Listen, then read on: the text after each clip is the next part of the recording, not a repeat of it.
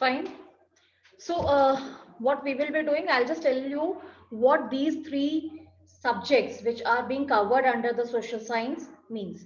Right. First one is your history. What is history? अगर हम history को थोड़ा सा बाइफिकेट करें, so it becomes his story. It is history. इसको हम थोड़ा सा अगर डिवाइड करें, that is his story. Right. So history is always, it is always a story of one or the other person. Right. ये किसी की भी स्टोरी हो सकती है. Whatever has been done, whatever has happened, that is a history. जो भी चीज हो चुकी है, that's a history. अब आपने मॉर्निंग में क्या ब्रेकफास्ट में किया था, that's a history.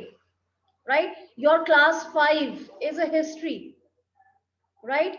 You are having many memories of your class 5. Right. If you jot down those memories, right, that will become your history book. Right. वो आपकी एक स्टोरी बन जाएगी. Right. So history में क्या है, whatever has been done, जो भी चीज हो चुकी है वो एक हिस्ट्री है. राइट. एज आई सेड कि आपकी क्लास 5 जो थी वो भी आपके लिए एक हिस्ट्री है. राइट. नेक्स्ट ईयर आप चले जाएंगे 7th में, आपके लिए क्लास 6 हिस्ट्री हो जाएगी.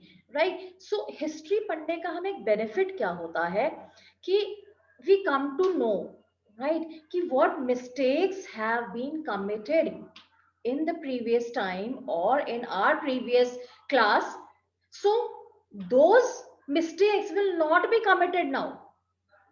राइट. अब आपकी क्लास 5 जो है, एज आई सेड कि आपकी एक हिस्ट्री है, टाइम निकल गया है, वो क्लास हो गई है, तो आपने कुछ, आपको लगता होगा वाइल गिविंग द एग्जाम्स और वाइल अटेंडिंग द क्लास कि कहीं आपको लगता होगा कि कुछ मिस्टेक्स हो गई, कुछ रह गया हमारा, कुछ मिसिंग था. तो अब आप वो चीज रिपीट नहीं करेंगे. राइट. अगर हम हिस्ट्री के बारे में नहीं पढ़ेंगे तो हम कहाँ से लर्न करेंगे कि अगर कुछ पीछे गलत हो गया या something has not happened good there, तो वो मिस्टेक्स जो है वो भी हमें कमिट नहीं करनी है.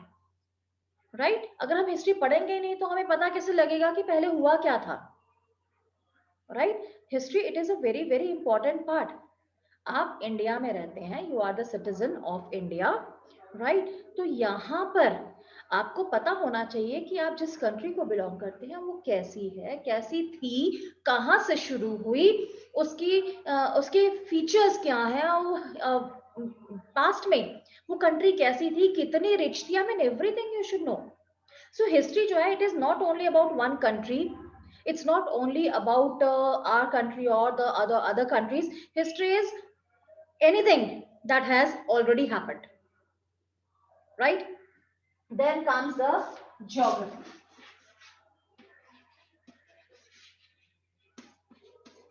Here you must know that geo क्या होता है. geo का मतलब होता है earth. Right. So geo is the earth. और इसको जब हम डिवाइड करते हैं तो ये आता है जियो प्लस ग्राफिया. ग्राफिया का मतलब है writing. So anything written about the earth, that is the geography. Right. Geo word जहां भी आपका आ जाता है ना, दैट इज द अर्थ. और भी कई ऐसे वर्ड्स होते हैं. I can just see geology, geometry, geoid. Geometry आप लोग पढ़ते हैं ना, आप लोग के वो कंस्ट्रक्शंस होती हैं, एंगल्स होते हैं बनाने, प्रोटेक्टर यूज करते हैं आप लोग. Right. So that comes under the geometry. So geometry means the measurement of the earth. उसमें भी ज्योमेट्री में भी जीईओ आ गया. जहां पर आ जाएगा आपका G E O, it means it is related to earth. Right. कोई शेप जो होती है ना अर्थ जैसी शेप, उसको हम शेप को भी ज्योइड कहते हैं. राइट. Geoid means the thing which is shaped as earth, जिसकी अर्थ जैसे शेप है उसे हम ज्योइड कह देते हैं. So wherever this word is there, geo, it means that thing is connected with earth, whether it is geology, whether it is geometry, whether it is your anything. Right. Then comes your civics. Civics, you know, इसे हिंदी में क्या कहते हैं हम लोग? नागरिक शास्त्र, आप लोगों के लिए थोड़ा सा अजीब सा साउंड कर रहा होगा. इट इज प्रोनाउंस एज नागरिक शास्त्र, राइट. नागरिक शास्त्र मीन्स सिविक्स. आप लोगों ने कभी पेरेंट्स को बोलते हुए सुना है कि कभी some time if they are driving और वहां पे कहीं कुछ लोग रूल्स को फॉलो नहीं कर रहे हैं, तो व्हाट योर पेरेंट्स सेज, इनको बिल्कुल भी सिविक सेंस नहीं है, राइट. सिविक्स का मतलब होता है जिस ढंग से हम लोग रहते हैं अपने समाज में, जहां पर हम रह रहे हैं, हमारे आसपास के लोगों के साथ हम कैसे रह रहे हैं, that is our civic sense. So civics means we as a citizen, right.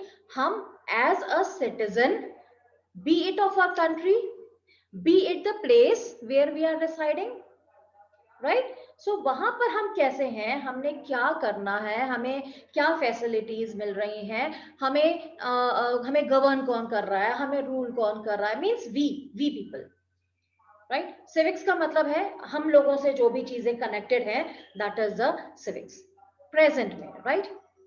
सो ये तीन चीजें जो हैं ये आप लोगों के लिए बहुत जरूरी, because it's a new thing for you, right.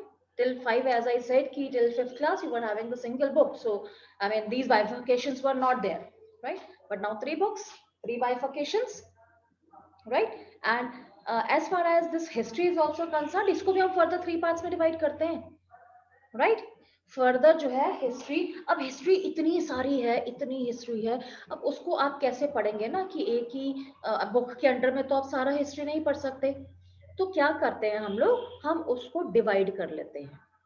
Divide कैसे करते हैं, बिल्कुल पुरानी हिस्ट्री, ठीक है, बहुत पुरानी हिस्ट्री, जिसे हम कहते हैं एंशिएंट हिस्ट्री, राइट.